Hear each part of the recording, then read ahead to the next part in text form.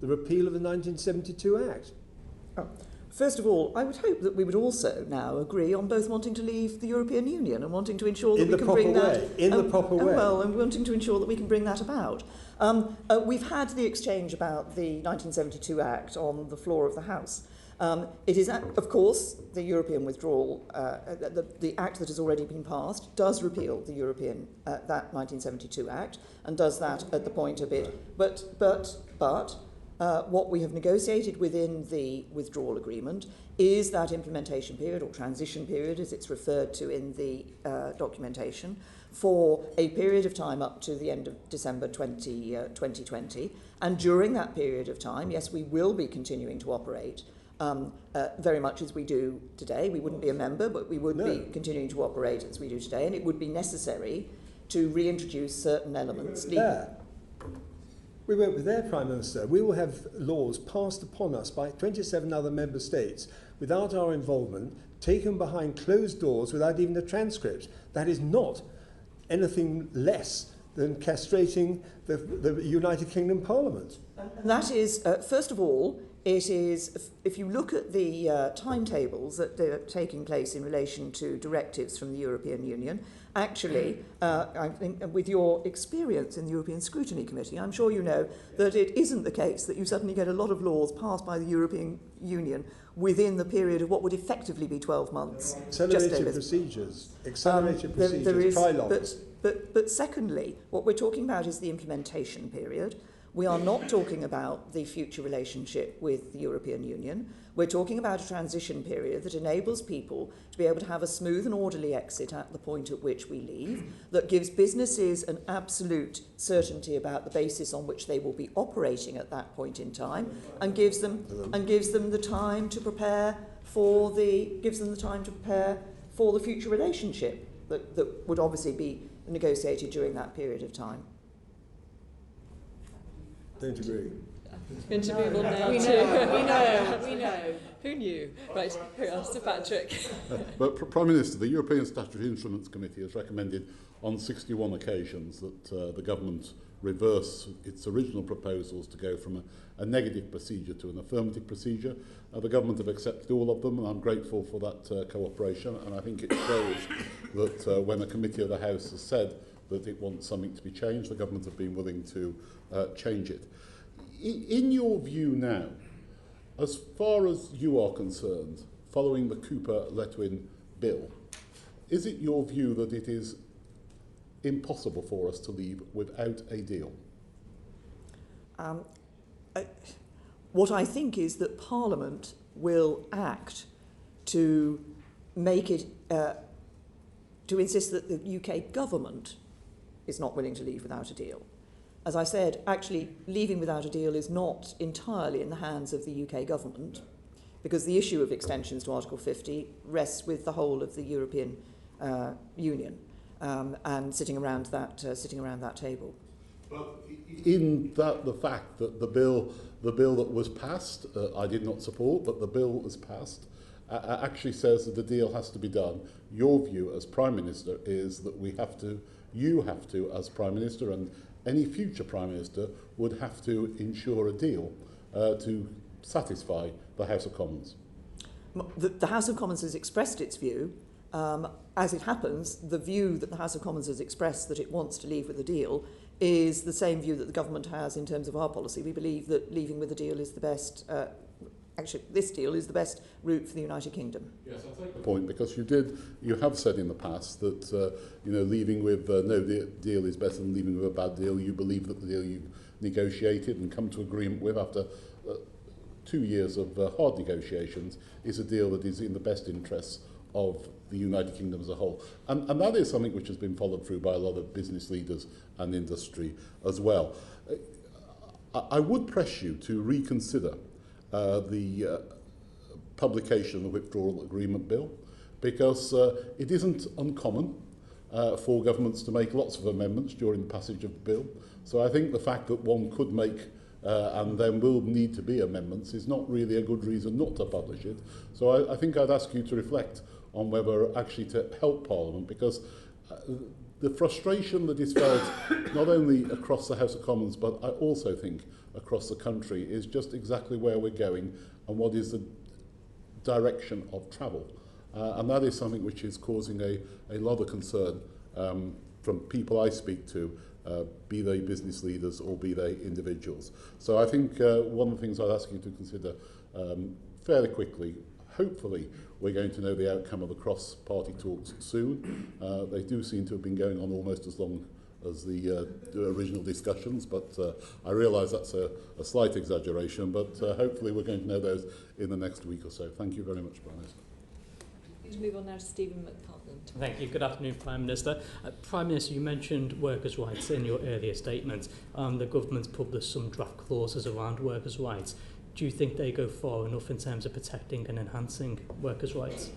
Well, I think it is important that we have within our legislation the commitment that we've given within the Withdrawal Act, Withdrawal Agreement about non-regression in terms of workers' rights. As you will know, actually this government and this country has workers in many areas has workers' rights that are above those that are provided by the European Union legislation. Obviously, the issue of workers' rights is one of those that has been raised with us by members across the House, but particularly raised by the official opposition. And it's one of the issues that we will look at to see whether how we can ensure that commitments that have been given by the government on workers' rights can be enshrined and clear for the future. I mean, I think we can go much further now, and there are simple ways of tightening it up. So if you look at Section 1 of the draft clauses, it only applies to relevant bills, while Section 2 is vague on exactly which areas of legislation. So who would decide what's relevant, Parliament or the government? This is, one of the issues that we're trying to ensure is that there is sufficient capability and ability for Parliament to be able to look at these issues. And the question that when there is any change in the European Union, government making obviously a statement as to whether or not we believe that is an enhancement or not, and Parliament then having the opportunity to give its opinion on that, I think is an important. But it's getting that balance between government and Parliament right. That obviously will be one of the issues that will be debated when we do come to the withdrawal agreement bill. So, building on that, my understanding of the draft clauses are that it only commits the government to make a statement on new bills, but does not say it has to make a statement on whether or not it removes any workers' rights or any other protections. So it's still quite wishy-washy. I think the intent is that government would be making clear to Parliament whether in its view, any decisions that have been taken in the European Union in relation to workers' rights were an enhancement of workers' rights, or what the interaction with the UK legislation was in relation to this. But I'm happy to look at the specific point that you've raised about the language within the clause. Thank you. And then finally, for me, I think that no Parliament's able to bind its successors, and as the proposals are currently formatted, it does look as though there's not any actual legal protections. It's just consultations and reports. So I'm just concerned that we can go much further if we tighten up the language. Well, I mean, we're certainly looking at what it would be appropriate to put in legislation on this issue. So once again, I'm happy to take those points. Thank you, Prime Minister. Thank you. Can we move on now to security and border issues and Brexit, and starting with Yvette Cooper? Prime Minister, can I take you back to the issues around border checks, which we discussed before, especially in the light of some of your earlier answers about wanting to get an agreement on the way forward, and also particularly talked about the potential for there being some common ground around customs. Are you still ruling out being part of the common external tariff? As you know, the proposals that government put forward were proposals that would enable us to have as frictionless trade as possible with the European Union while being able to have our independent trade policy. That independent trade policy is within the political declaration. I believe that's very important.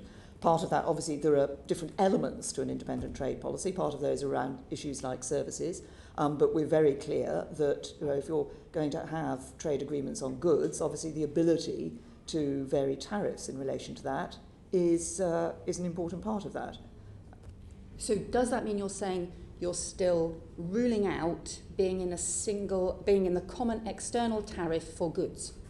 Well, as you know, there are certain elements within the operations within the implementation period. There are certain references in the backstop to this issue. What I'm saying is that what the proposals that government actually put forward would enable us to, that we put forward over last summer, would enable us to ensure that we could operate a common external tariff for goods for the European Union, but also be able to vary tariffs for our own trade agreements with other parts of the world. So are you relying then, you're going back to Chequers and to the customs partnership in Chequers, where effectively we collect the EU's tariffs, but they don't collect ours, and there's no way of collecting tariffs for, if we have differential tariffs for the goods that arrive to get here through Spain or Italy? As I'm sure you're aware, in the political declaration, this is not something that has been, this element has not been agreed. There are certain, the benefits of a customs union are in the political declaration in terms of the references to tariffs between us and quotas and so forth. But this wider question is one which is referenced with reference to the spectrum of actions that there are. Government has put forward a proposal that addresses this issue.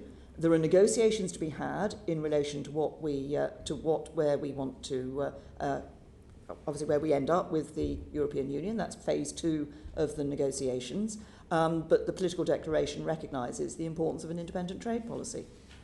But this sounds like you're actually not shifting at all then around customs, because it sounds like you're still stuck on that same Chequers customs partnership that nobody from any side could see how it was workable in any way. Now, you know, you're the one that's talked about compromise, and I'm just sort of trying to see, basically, has nothing changed? Are we still stuck? We are, if you're referencing the talks we're having with the official opposition, we are sitting down and talking with the official opposition about what both sides want to achieve in relation to customs. Obviously, issues around friction of trade at the border are not just about customs, they're about regulatory issues as well. We're sitting down and talking about what is it that we both want to achieve in relation to these issues. I think actually there is a greater commonality in terms of some of the benefits of a customs union that we've already identified between ourselves and the official opposition. We have, the political declaration makes clear about an independent trade policy. Actually looking at the balance of these issues is part of the discussion. Can we come to an agreement on that? I hope we will be able to, but those discussions still continue. Well, there's only 3 ways that have been put forward as ways of trying to achieve the benefits of a customs union. One is the customs partnership that you talked about as part of Chequers, that everybody says is completely unworkable because the EU will not collect our tariffs. Second is technology, and the Home Office policy document has said the challenges of this work cannot be underestimated. Current realisation in the UK is 2030. And the third is being part of a single customs territory, effectively being part of the common external tariff. So that's why I'm just still trying to get this clear. If there is really some potential for agreement on customs and getting the benefits of a customs union, then what is it that you're going to do? If you're still ruling out the common external tariff, you're still ruling out a customs union, and the technology isn't going to arrive until 2030, and the customs partnership just doesn't exist, it falls apart.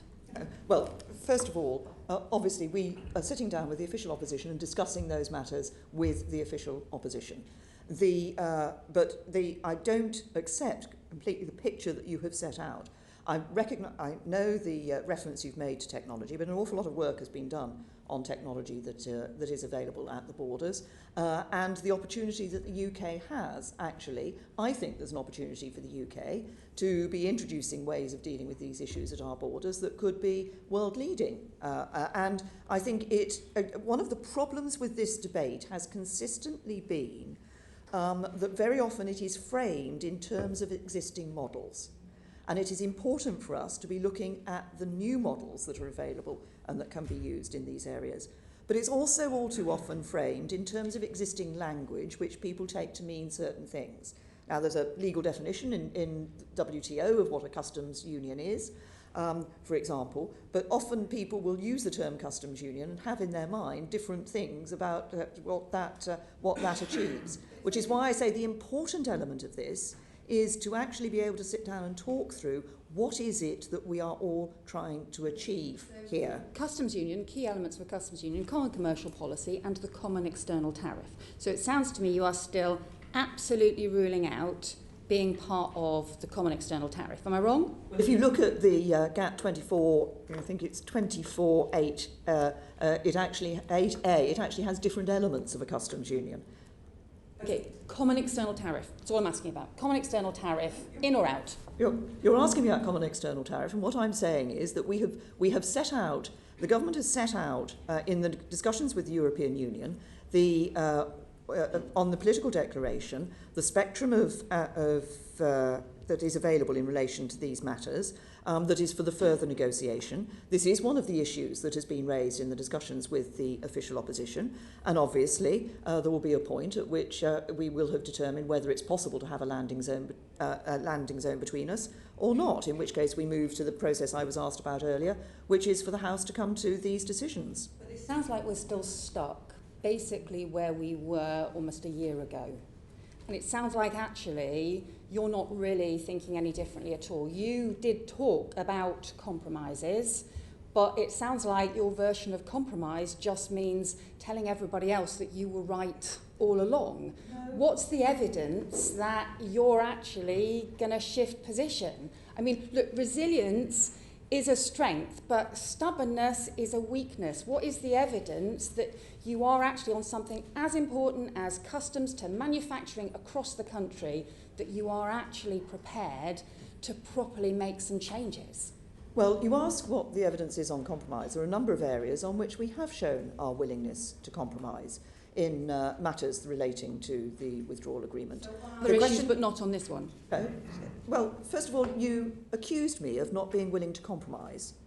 I've pointed out that we have shown our willingness to compromise. On this particular issue of customs, what is important is that we are able to sit down and, if you like, tease out what the different elements of this is. It isn't sufficient simply to say there's one thing and that's it and that's not. Actually, there are different ways that we can approach this issue. We've already as a government been exploring those. We haven't come to an agreement with the European Union. You're right on that point. The political declaration identifies a spectrum of opinion. We are sitting down and talking through with the official opposition what are the different elements of this and what is it we are trying to achieve. I think we both want to ensure what we have as I and my colleagues stood on our manifesto on a deep and close partnership with the European Union for the future. That's what we are aiming to achieve. We feel like we're going round in circles, and everybody's feeling paralysed at the moment and like nothing is changing.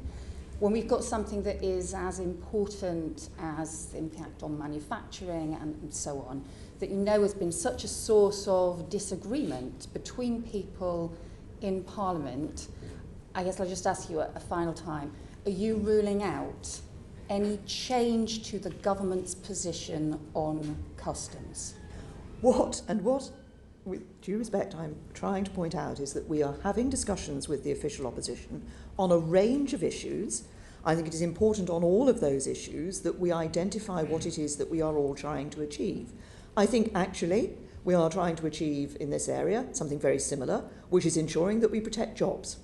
And we want to protect jobs. Government has negotiated, and it was hard fought in the political declaration, but we negotiated a willingness to accept that we should come together to aim for as frictionless trade as possible between the UK and the European Union. How we achieve that has not been absolutely identified. So first of all, we need to see what is it that will be agreed here in Parliament. Parliament has had an opportunity to vote for various things, including a customs union. It has not voted for that. So we have to say what is it that actually can be achieved that will get a majority in Parliament. I promise, I'm just really worried that if you don't shift on some of this stuff, we're just going to get stuck. Thank you, Chair. Thank you. I'm going to come on now to the Irish border and Andrew Murison. Prime Minister, good afternoon. Thank you, first of all, for your Herculean efforts and labours in trying to ensure that the United Kingdom has removed decorously from the European Union in a way that gives most people in this country most of what they want. On the 25th of March, you said in the Commons that we should not leave at that juncture because you were concerned about the lack of preparations in Northern Ireland and that might cause a great deal of embarrassment. Can you please say what has been done in the weeks that have been available to us to ensure that what needed to be prepared for have indeed been offset, and what, in your view, still remains to be done? As we have been able, obviously, and have published our proposals for the position in relation to tariffs if there were a no-deal situation across the border between Northern Ireland and the Republic of Ireland. But those could only be temporary and would need to have further, obviously, negotiation with the European Commission and with the Irish government for a long-term sustainable solution there. The issue that I had expressly, and this was identified in the House at the time of debates around that time in relation to Northern Ireland, was the whole question of the government's arrangements for Northern Ireland in a no-deal situation in the absence of the executive. The concern there was that there would be decisions that would need to be made that would not be able to be made simply by Northern Ireland civil servants, and alternative governance arrangements would need to be put in place. Now that we now have an extension, of course, we now also have a situation where, as was the Taoiseach and I last Friday called on the parties to come together for talks to re-establish the devolved administration, and the Secretary of State for Northern Ireland and the Taoiseach then set a date for talks for those with those parties to come together again. And I would hope that what we would be able to see would be the reinstatement of the executive and the ability of the Assembly to operate in Northern Ireland, such that those government's arrangements were then in place in Northern Ireland. So it's simply a question of there being lack of an executive in Northern Ireland that was causing you to express your concerns about the state of Northern Ireland in the event that we had no deal. The concern that I had was about ensuring that at that point in time, if we had gone to no deal, that I think there were other implications for the union around that, but that at that point in time, that what the governance arrangements would be for Northern Ireland. In the event that the talks are successful, those concerns would fall away. In the event that the talks were not successful, we would be back in the same position, would we not? And that is that we would be unable to leave without a deal, except by direct rule. Would that be correct? Yes, or certainly, obviously, direct rule can come in different, maybe in different gradations, but ensuring that there was some form of governance which would encompass some element, certainly, of direct rule that enabled the decisions that were necessary to be taken. To be mean ministerial decisions being taken here in Westminster rather than in Belfast. Yes, I mean, but as you know, that's why I hope that we will be able to see the talks actually resolving this issue and us seeing the devolved administration in Northern Ireland being reinstated. In February, Michel Barnier said that a UK decision to leave the single market and leave the customs union would make border checks unavoidable. Given the enduring common travel area arrangements plus regulatory and tariff alignment that would exist between the two jurisdictions from day one, in the event that we left without a deal, can you say what you think Mr Barnier would be checking for at the Irish border? Well, what the European Union have consistently said is that their rules in relation to border checks would need to be operated fully at the Northern Irish border with Ireland in the event of no deal. And that would be the same as the checks that they would put in place, same as checks that they would put in place elsewhere. But the point is that around about 1% of goods entering the Republic of Ireland from outside the European Union are subject to checks. That includes from relatively high-risk countries, and an even smaller proportion of that are subject to physical checks. So it would be bizarre, would it not, that in the event that we left without a deal, the European Union would be insisting on a rate of checking goods entering the Republic of Ireland beyond 1%. Would that be your understanding too? Well, I think perhaps it might be helpful if I say what the Commission themselves said in their press notice on the 25th of March, which was in a no-deal scenario, the UK will become a third country without any transitionary arrangements. The EU will be required to immediately apply its rules and tariffs at its borders with the UK. This includes checks and controls for customs, sanitary and phytosanitary standards and verification of compliance with EU norms. Similarly, UK citizens will no longer be citizens of the European Union. They will be subject to additional checks when crossing borders into the European Union. Despite the considerable preparations of the Member States' customs authorities, these controls could cause significant delays at the border. So I think the European Union themselves were clear that there would be obviously checks taking place which currently do not take place at that border.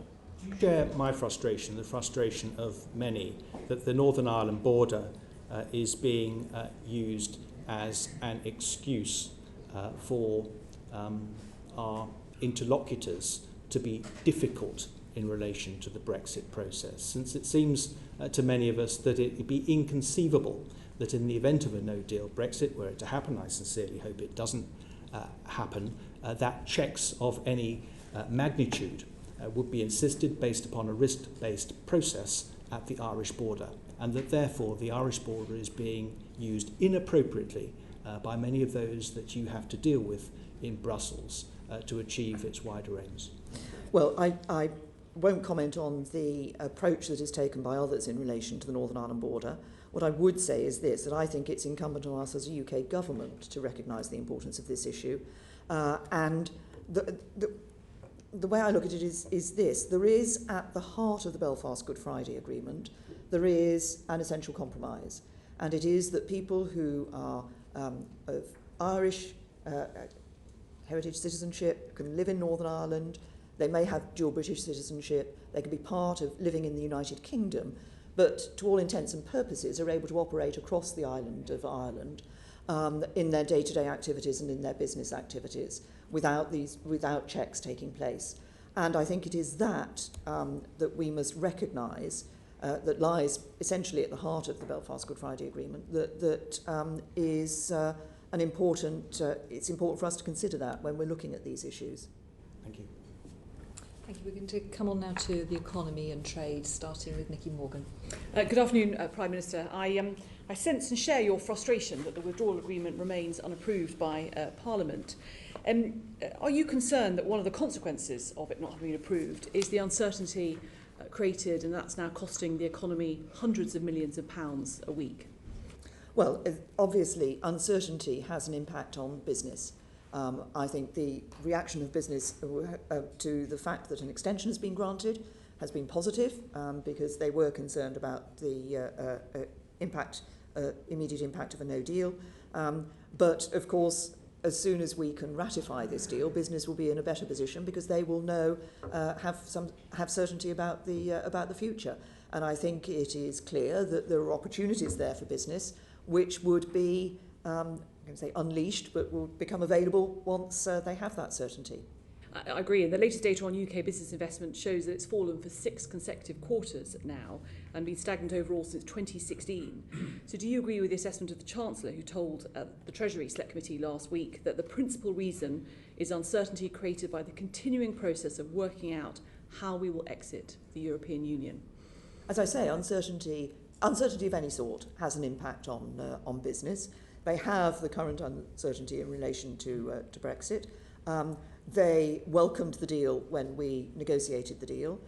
They welcomed the fact that we had the transition or implementation period in place, which gave them that greater certainty for the future. I think there were real opportunities.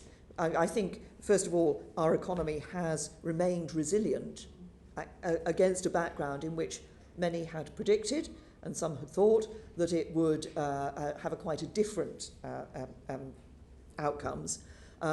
So the way I would put it is, given the resilience and strength of our economy against this background of uncertainty, just think how much better that could be if we end that uncertainty, ratify the deal, leave the European Union with a deal in an orderly way. So I suppose what I'm asking really is, is it your position that you would, if possible, like to get the withdrawal agreement through and resolve that uncertainty as soon as possible? Are you not to wait until the 31st of October, but to do it much sooner than that?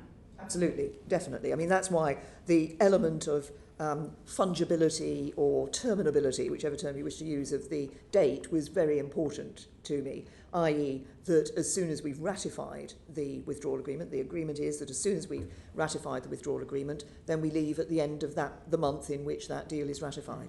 Do you have a date in mind that you're able to share with the committee you're targeting for potentially having another go? I'm tempted to say after the challenge I received earlier in relation to dates I've given in the past, and given the approach that the House has taken so far, I'm reluctant to put an actual date on it, except to say that I want to do this as soon as possible. I've had several attempts to ensure that we could do it and do it before the European parliamentary elections. We've got that longer extension available, but I want to ensure that we do it before that, and well before that extension deadline comes into play. So one of the other areas of uncertainty that is created, of course, is what the impact of Brexit or not having Brexit is on the comprehensive spending review, which I think we can all agree is a very important moment for any government. Now, the Chancellor again said to the Treasury Committee last week that the spending review can't be undertaken until there is a Brexit deal. So are you concerned about the implication of that for the ability of spending departments to plan ahead? Well, obviously, we have to look very carefully at the spending departments. I think the Chancellor shares my hope that we will be able to get this deal through within a timetable that enables them a preparation for a spending review and departments to be able to address that, and us as a government to be able to address that fully and properly in a reasonable timetable. I think it is, and so that is another element. If it were the case that we were still in a position, obviously, where we had not agreed the deal, then it would be necessary for us to take a decision in relation to the spending review and future spending determinations for departments, obviously. Do you have a sense of what that position would be? Would it have to be just a settlement for 1 year only, or would there be certain... Obviously, I think the NHS spending settlement was announced quite a long time ahead of the rest of the CSR. Do you have a fallback position, if you like, for the comprehensive spending review? That is a matter to be determined, depending on the circumstances in which we were to find ourselves, but we're working to get a deal through such that we can have a spending review in that normal way. And just finally, one of the other things that the Treasury Select Committee asked for and was given by the government was a detailed economic analysis of various withdrawal type scenarios, including, I think it didn't quite model the government's the withdrawal agreement agreed with the EU.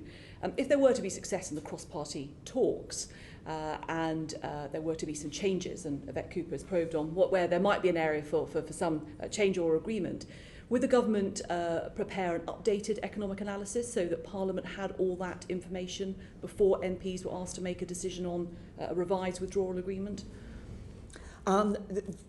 As we haven't yet determined whether or not there is a landing zone that is going to be possible, and if there were not, of course, we would go to the votes from the House of Commons, and would need to wait the outcome of those votes. I mean, we want to ensure that the House of Commons is well informed on any decision that it is taking in relation to this matter. Thank you. Sorry, could you just clarify, Prime Minister, does that mean that you would publish a revised economic impact assessment if there were agreement? I recognise I didn't directly answer that question, because I think we would need to look at what information... Prime Minister. Yes, I know. We would need to look at what information it was...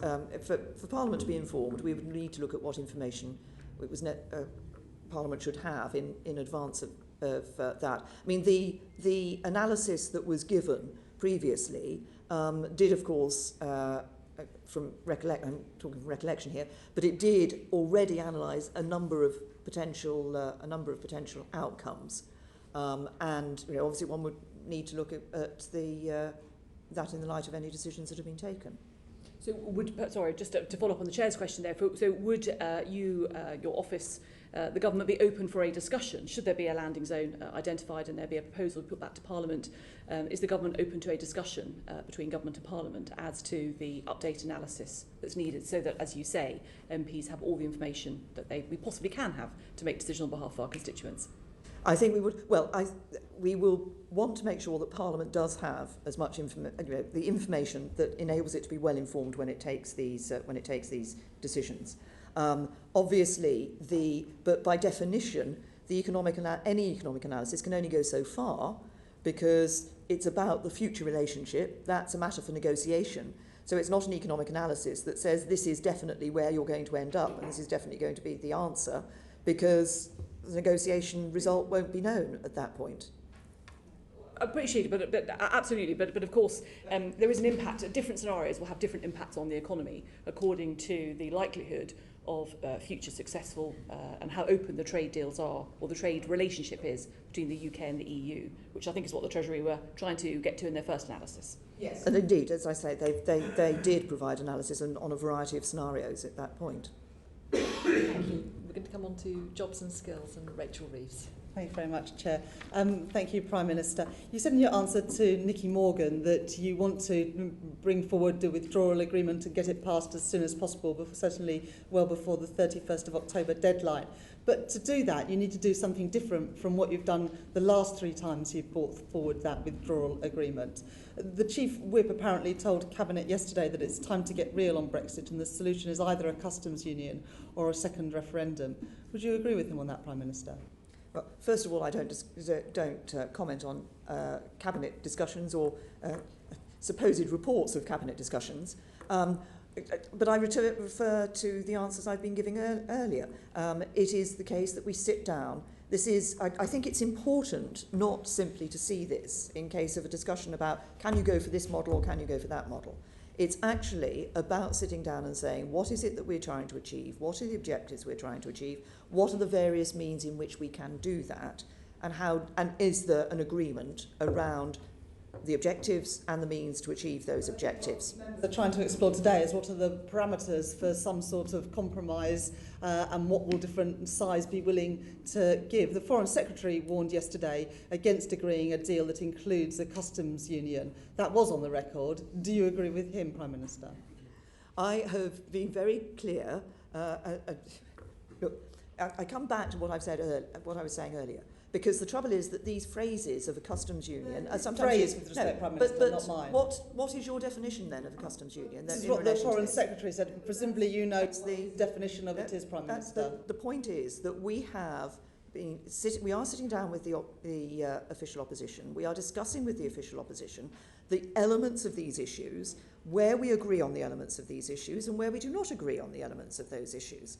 And that's why I have always, it's not the first time I think I've actually said this before this liaison committee or said this in the House of Commons, that I think it is important in the detail that we do look at the detail, because it's by looking at the detail that we will be able to identify whether there is a landing zone on which we can both agree. Now, I want a situation where we have a good, close, and deep and close partnership with the European Union, and we ensure that we can have an independent trade policy. Well, on a specific issue of policy detail, the UK benefits from the brightest and best students from across the EU coming to our great universities, and young people from the UK benefit from being able to go to universities across the EU. Do you think higher fees for students from the EU countries wishing to study here will mean more or less students coming to study here, and would that be good or bad for our economy, Prime Minister? First of all, obviously, we welcome overseas students to the UK. There's no limit on the number of overseas students who can come to the United Kingdom. We want to ensure that UK and European countries can continue to give students the chance to benefit from each other's world-leading universities after we leave. We've been clear that EU students starting courses in England in the next academic year will continue to be eligible for the same tuition fees as UK students, and no further decisions have been made, and we'll make those decisions and provide sufficient notice in due course. So, to go back to my questions, do you think that higher fees for EU students wishing to study in this country, will higher fees mean more or less students coming to this country, and would that be good or bad for the economy, Prime Minister? First of all, I would say that there are overseas students that obviously pay higher fees than EU students do at the moment, and we have seen increases in many of those from a number of those countries of students coming to the UK. So the fee level has not been something that has put those students off. What I hope attracts the students to come to the United Kingdom is actually the quality of the education they receive in our universities. And I would hope that that would continue, whatever the arrangements for the fees that we put in place in future. You've spoken previously about the burning injustices in society. If UK students are priced out of studying abroad at universities in other EU countries, and only rich students can afford to do that, do you think that would help to tackle, or that would exacerbate some of those injustices you've spoken about so passionately, Prime Minister? Well, I think that I have spoken about a number of burning injustices. I want every young person to have the opportunity to go as far as their talents and their hard work will take them, whatever their background. I would also argue, actually, that while there are students from the UK who choose to go and study at universities elsewhere, we're very fortunate in the United Kingdom in having a number of, for example, a number of our universities who are actually in the top 20 universities in the world.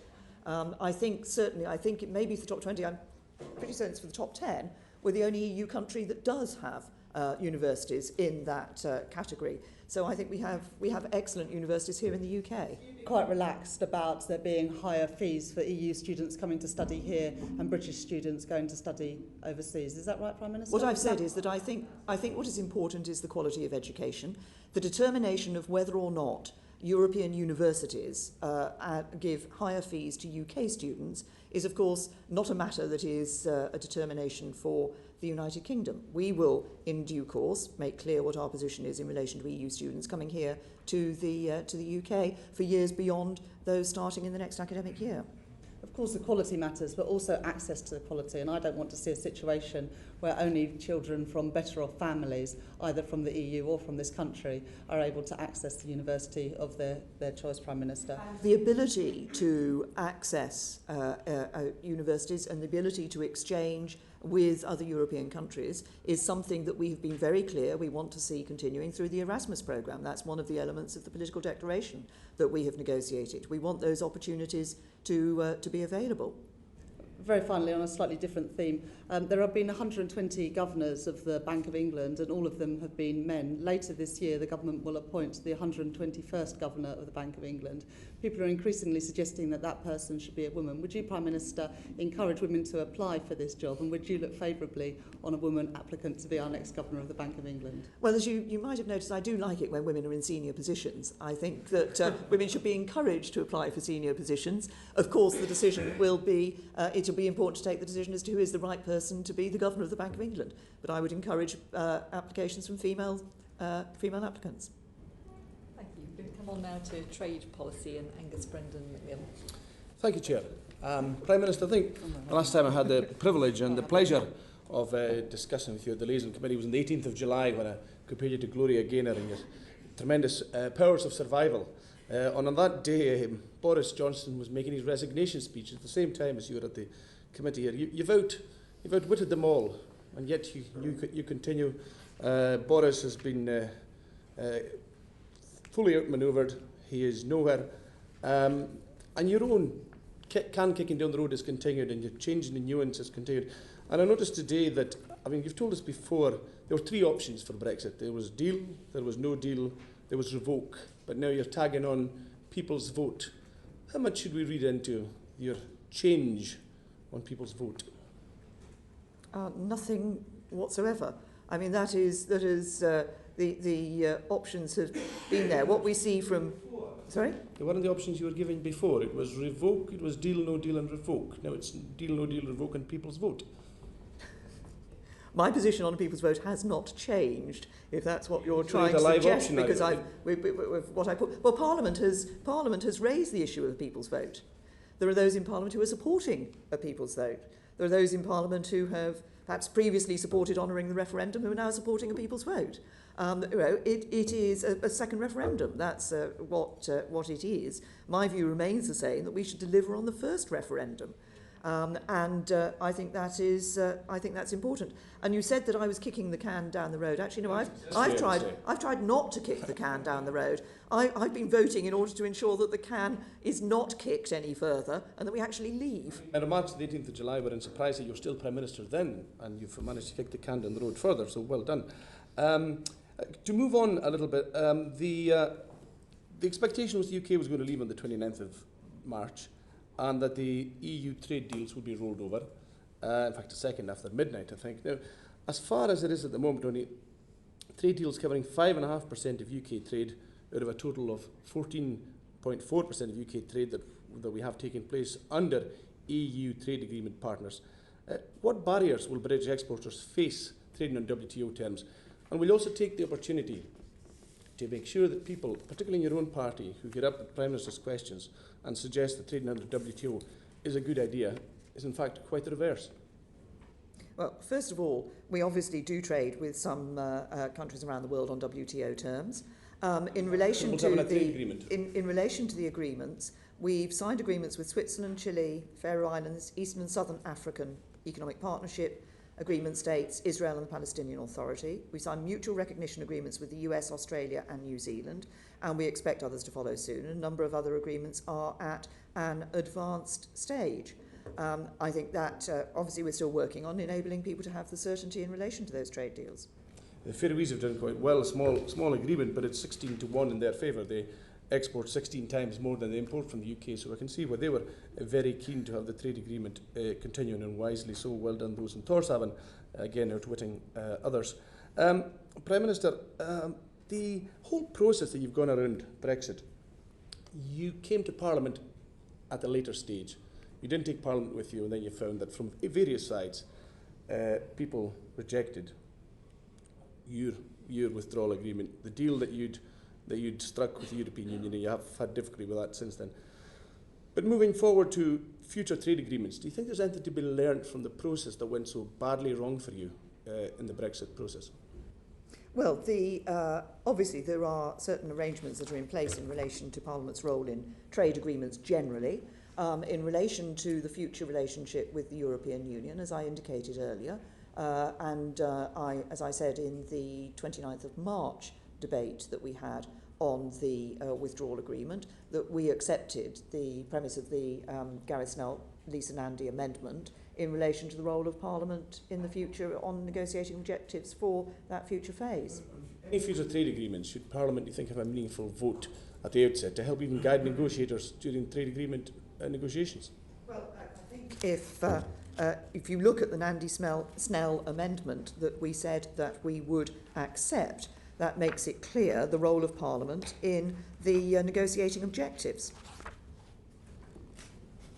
For all trade agreements in future, there would be a meaningful vote in Parliament? No, for this, sorry, thank you. It said that MPs would be empowered to set the negotiating mandate for Phase 2. There'd be a regular report from the PM on the negotiations and the extent to which those reflected the negotiating mandate, the outcome reflected the negotiating mandate, and MPs must approve signing any agreement on the future relationship with the European Union. That is about... I'm talking about any and all other future trade agreements. This is about... anything that can be learned from that? This is about the future relationship that we have with the European Union. As you will be aware, there are already arrangements in place in relation to the role that Parliament takes in and discussions in relation to trade agreements more generally. And the 27% hit on questions is still continuing. Prime Minister, there's a climate emergency being talked about and declared by various people. What do you feel about that? Well, I think that climate change is one of the, as I said in the House of Commons in PMQs, I think it's one of the biggest challenges that we face across the world. I mean, the term emergency has been used. I think the difficulty I have with that is the term emergency suggests this is something that has just suddenly arisen. And it's not the case, and that you just have to look at what the government's excellent record in climate change. We have been working on this, and we continue to work on it. There is more for us to do. We recognise that. But if you look at the fact that, as I say, I think we, since 2010, we have had decarbonised more than any other G20 country. We have been at the leading edge of ensuring that we're working on this. Still well over doubled the targets for carbon in electricity production. And a branch of your government, Ofgem, is sitting on the possibility of connecting to some of the best wind resources in Europe for spurious reasons. Would you undertake to look into the possibility of interconnectors being used properly to where there's wind?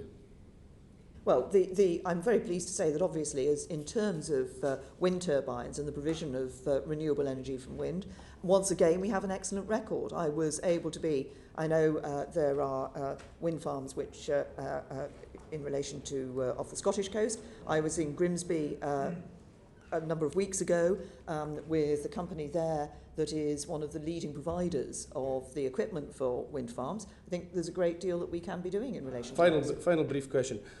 Why can't you accept Scotland having the same autonomy in the UK as the UK has regards the EU, particularly with referendums? The EU does not stop you holding referendums or even attempts to interfere. Why would you interfere with Scotland doing the same? Well, Scotland had a referendum on its independence, on its role and in remove the your UK. people's vote. We've had a referendum, and I've been very clear, as I've said. Is that what you're saying? We've had a referendum in the United Kingdom on membership of the European Union. My view is that we should abide by the result of that referendum and deliver on it. Scotland had a referendum in 2014, and my view is that Scotland should continue to abide by the result of that referendum, which was that it should be part of the United Kingdom. Thank you. Thank you. We come now to David T.C. Davis. Thank you, Madam Chair. Prime Minister, is Wales prepared for a no-deal Brexit? We have been in the no-deal preparations that have been taking place and continue to take place. We have been involving the devolved administrations, including obviously the government in Wales and the Assembly, but the government in Wales. Representatives have been able to sit around the table with UK ministers and others in terms of their preparations. The preparations that are necessary have all been made. Well, I'm confident from everything that we've seen in relation to the Welsh Government, but I would be, if the intent of the question is that you are aware of areas where you're concerned about that, then obviously we would wish to hear those. Well, one of the concerns raised is amongst the lamb farmers who are heavily dependent on exports to the EU, especially France. Are you confident that if we left with no deal, they would not suffer financially? And if they did, would special support be put in place for them? One of the aspects that we have been considering as a government is looking at those areas which could be particularly affected in a no-deal situation, and the extent to which it would be appropriate for government to act in those circumstances. That is a debate that continues. Would you agree that, as we members of Parliament, none of us are actually going to get exactly what we want in terms of Brexit? Is that a fair suggestion? I think that is a fair comment, and I happen to agree with you. And that being the case, if you don't get what you want, which is the withdrawal agreement passed, which I personally, as a loyal backbencher, have always supported, but if we are unsuccessful in persuading our colleagues to support this, would your preference be for a no-deal Brexit or to remain in the European Union? My view is we should leave the European Union, because that's what the British people... what we want. So we may have to choose between things we don't want, and the choice may be... And I think that we should leave the European Union, and my job is to try to make sure we leave the European Union with as much as we want as possible. As we've just agreed, we're not necessarily going to get what we want. You and I would both like the withdrawal agreement to pass, but if we don't get that, would you be happy to support a no-deal Brexit? As I've just said, I believe that the important thing for us is to deliver on the result of the referendum, and that means leaving the European Union. But I hope that we can both... Because I think this is important, because I detect a change in government policy here. Can I conclude from what you're saying to me that you would not support a no-deal Brexit? No. Under any circumstances. The position of the government is that the best option for the United Kingdom is to leave with a deal. That is what I believe, that's what I'm working for, that's what the government has been working for. I believe that we should leave the European Union. I believe it's important to deliver on the result of the referendum. I believe we're also in a set of circumstances where Parliament has made clear that in the circumstances where it looked as if no deal was happening, Parliament would act again to try and ensure that there wasn't a no deal situation. So I would have hoped that we could all just agree that we recognise, as you do, that the withdrawal agreement doesn't give everybody what they want, but that actually leaving with it is the best option for the UK.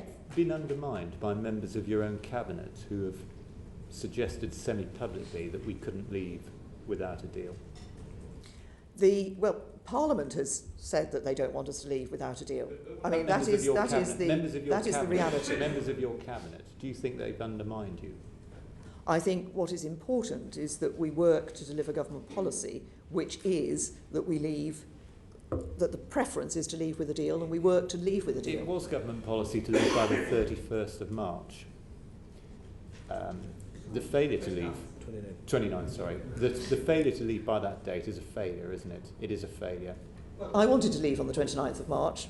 I voted to leave on the 29th of March. Others voted to leave on the 29th of March. Sadly, not sufficient numbers in the House voted to leave on the 29th of March. It is a failure. It is a failure. Well, people wanted us to leave on the 29th of March, and we wanted to leave. We weren't able to achieve that. We have failed. We weren't able to achieve that. What we must not fail in is leaving the European Union. We must ensure that we deliver on leaving the European Union. But as we've said, and as you've indicated, you agree with, that it's better to do that with a deal. Thank you. Prime Minister, you've agreed with David T.C. Davis that none of us are going to get what we want. But more importantly, isn't it the case that that applies to the British people as well? And you've always talked about making sure you want to implement the will of the people. Isn't it right now that we know what version of Brexit that we may get when you reach that landing zone, that you actually check it is what the people want, or whether they'd rather stick with the deal that they have? Well, I'm afraid I haven't changed my view on this issue from the discussions we've had both privately and publicly on it. I continue to believe that Parliament having overwhelmingly given the decision to the British people and said, do you want to stay in or leave the European Union? The British people having, in the biggest exercise in democracy in our history, said we want to leave the European Union, government at the time having said it would abide by the result of that referendum. I believe it's important that we do that. And I don't believe it's right to effectively say to people, think again. I think, it's all, sometimes people say, oh, well, people didn't know what the deal was going to be. They didn't know what this was going to be like. Actually, I trust the British people rather more. I think British people had an instinct as to what it was that they wanted to see. And they voted. That very many of them are deeply unhappy with the deal. Indeed, one of the reasons it won't pass Parliament is even the loudest voices for Brexit won't vote for the deal. So how can you be sure this is the will of the people unless you go back and ask them whether this particular deal is the will of the people? I think for most members of the public, actually, they just want us to get on and do it. They want us to leave the European Union. There's a sense that they ask government to do that, and they want government to be able to deliver on that. I think that's very debatable. The next question is, would you rather accept a compromise on a customs union with the leader of the opposition, or get your deal through subject to a confirmatory vote? That's what it looks like it might come down to. Your deal would get through if you made it subject to a confirmatory vote. I think there are lots of, there's an assumption that is underlying your question, which I don't accept. We are sitting down with the opposition to see whether there is an agreement that we can come together. I can't say whether we're having constructive talks. We are having talks that are looking in detail at these issues.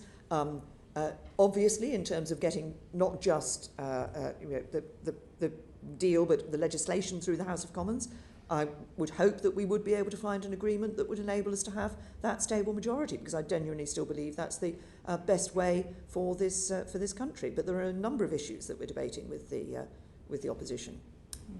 I think you were absolutely right to seek an extension, but of course what hasn't been extended is the end of the transition phase, which will still run out on the 31st of December next year. Do you think that that will leave you enough time to negotiate all the future arrangements and the deal? Well, obviously the time has been reduced in relation to that. Although it was always the case, of course, that with a new commission coming into place, there was going to be a period of time when the commission was not going to be able to be as fully engaged as otherwise in this issue. I think it's important. It is still possible to achieve it by the end of December 2020. Right, so you won't be seeking an extension of the transition phase as well? It is, as I say, it is possible to achieve it by the end of December 2020. The withdrawal agreement has within it the possibility of an extension of that implementation period. Can you think of any other major international trade deals that would be negotiated in such a short space of time? Well, I forget what the average figure for negotiating trade deals is actually a lot shorter than many people think it is. We're operating, we've already got the basis for the future deal in terms of the political declaration, so a considerable amount of work has already been done in relation to this. Okay, and finally, I think one thing that appalls people is how much of the domestic agenda has just been sidelined because of Brexit. And one particular example of that is the social care green paper. I mean, we have an absolute crisis in social care and a need to find a long-term sustainable solution. Could you, Prime Minister, set out, because I've asked repeatedly about this in the Commons, when is the social care green paper going to be published, so at least we can get on and start debating it? First of all, I reject the concept that we have simply set to one side or ignored the domestic agenda. There are many aspects of what we've been doing in the domestic agenda which perhaps haven't hit the headlines in the way that they might have done in another way, in different circumstances, but which we have been getting on and delivering for people across the country. In relation to social care, of course, there are a number of commitments that have already been made in relation to funding, extra funding that has gone into local authorities for social care. Part of, obviously, the work that will be done, as I indicated in the House of Commons today, in the Chamber today in PMQs, is about the interaction between the health service and social care, and the long-term plan in the National Health Service is an important element of that, and obviously that is now being put into place. Really being hampered by the failure to publish the social care green paper, if I may say, Prime Minister.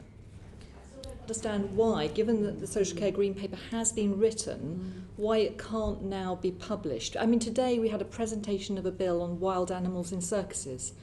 I would say that, with respect, what the public really want to see is the publication and debate of social care, which has a profound impact on people across this country. I recognise the impact that social care has on people across this country. I think what people want to know is that this is a government that has been dealing with these issues, that we have been, as I've said, around £4 billion is more money is available this year to local councils in relation to adult social care. I think it is important that we look at these other issues. It's not just, there is a question about the long-term sustainability of social care. There's also, I've always said this is a short-term, medium-term and long-term issue.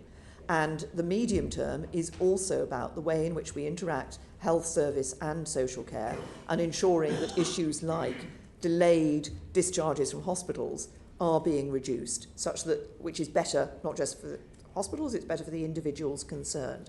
So these are issues that we are continuing to look at. With you, Prime Minister. We will bring forward a green paper on social care at the earliest opportunity. But Prime Minister, you haven't, with respect, answered my question. What I'd like to know is when. We know it's been written. We know it's ready to go. Will you publish it? No, I'm sorry that you're making an assumption that there is a completed green paper on social care. No, as I say, we will bring a green paper on social care forward. We will do so as soon as possible. There are a number of aspects of social care that we are looking at and that we will be continuing to look at. There's a long-term sustainability issue. There is also the medium-term issues about how we ensure best practice is going to be is introduced. Best practice as it is today, but also looking at what we think best practice should be in the future. We were promised from the dispatch box that it would be published before Christmas. I'm afraid I don't think that's good enough, but I'm going to move on now to Dr. Julian Lewis and Huawei. So now it's the time for the easy stuff, Prime Minister. Which is the more important, our intelligence relationship with the United States or our commercial relationship with Communist China? We have, as you know, a very particular intelligence relationship with the United States, and we continue to work with the United States in that deep and special way that we always have done. That relationship is the deepest relationship across both security and defence issues, and we continue that relationship and maintain that relationship. Okay, I'll draw the appropriate inference from that. Do you agree that China is an oppressive one-party state, and are you aware of Article 14 of China's National Intelligence Law, passed in June 2017, which empowers the agencies of the Chinese state to, and I quote, request of relevant organs, organizations and civilians to provide necessary support, assistance and cooperation to those agencies? Yes, I am aware of that. And I'm also aware, to complete the first question that you asked me, that there are obviously commercial opportunities in relation to China. We have developed that relationship with China. I took a trip of business people, a trade trip to China, which was successful in opening opportunities for British companies in exporting, and indeed British farmers in exporting to China. And it's important, as we look at the future of this country, that we recognise the needs both for our security and our prosperity. Okay. Last December, our own Foreign Office issued a press release entitled UK and Allies Reveal Global Scale of Chinese Cyber Campaign. It blamed a group called APT-10, operating under the Chinese Ministry of State Security, for mounting what our Foreign Secretary described as, and I quote, one of the most significant and widespread cyber intrusions against the UK and allies to date, targeting trade secrets and economies around the world.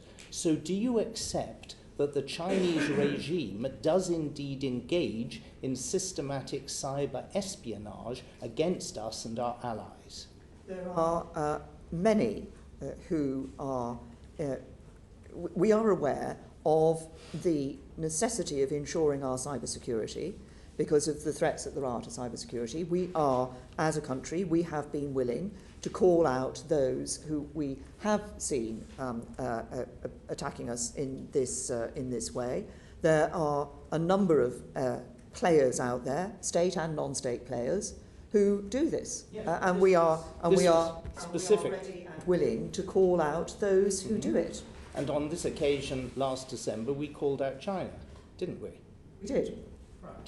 Do you accept that the telecommunications firm Huawei is intimately linked with the Chinese Communist government and its deeply hostile intelligence agencies?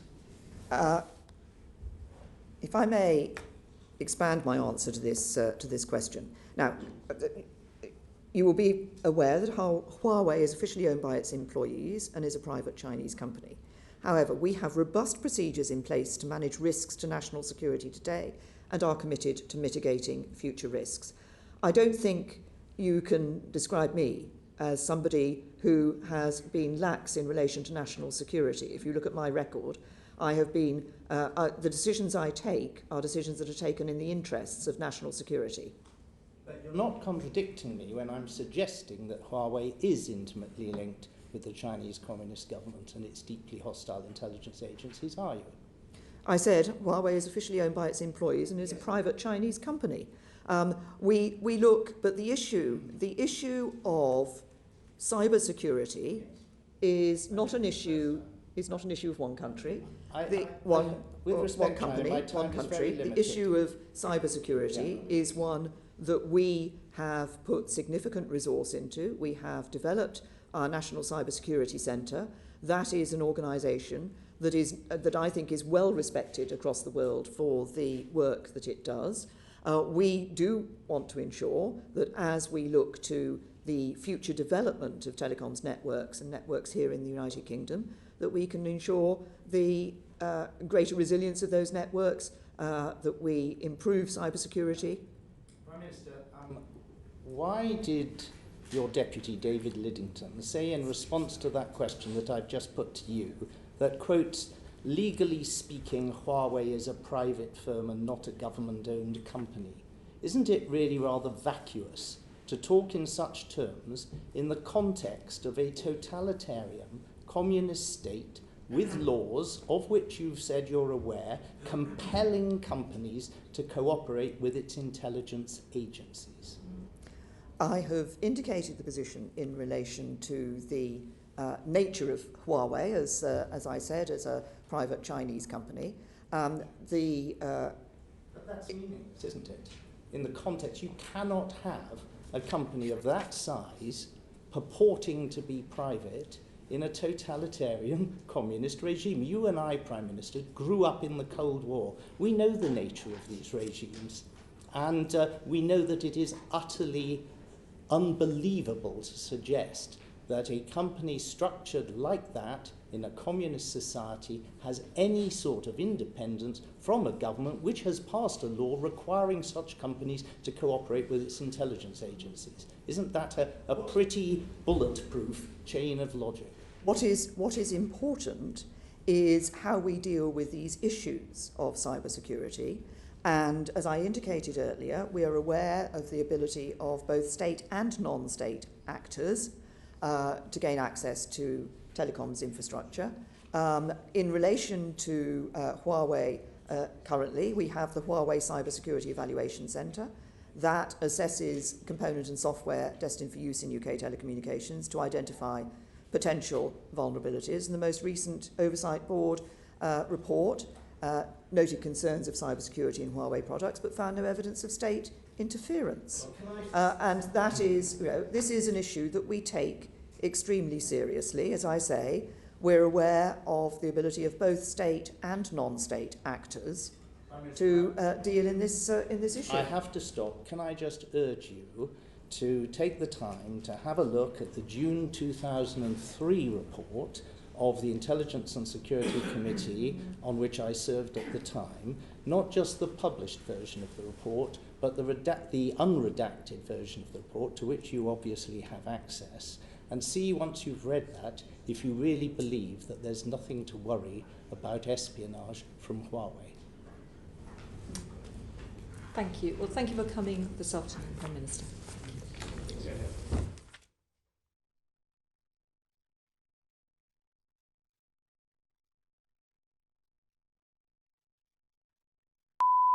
Portcullis House, the Grimmond Room.